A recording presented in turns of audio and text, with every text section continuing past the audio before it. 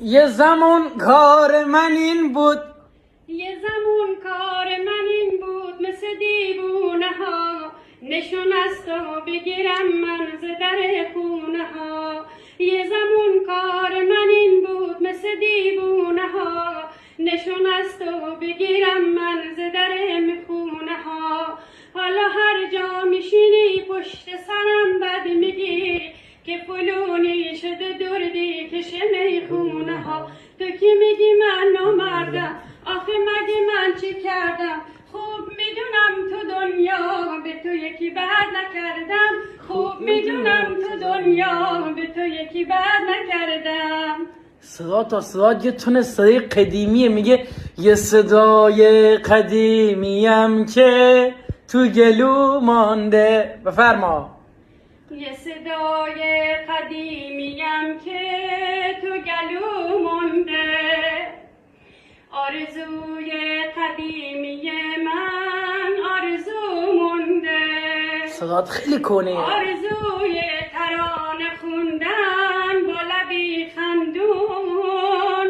آرزوی قدم زدن با هم زیر بارون.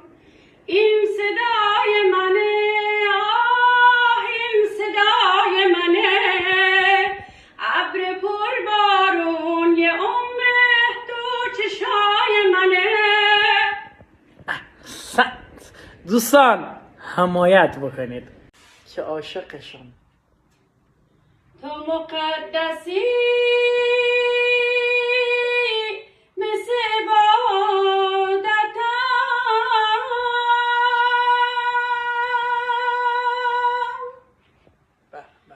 تو رو دوست دارم مثل سعادتم.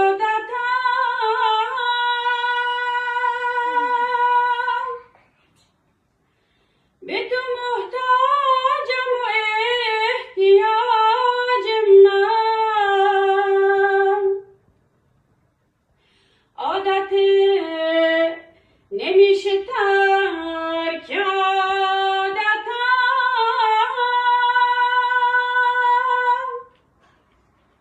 تو نمای کامل صداقتی واسه من همیشه در نهایتی. لذت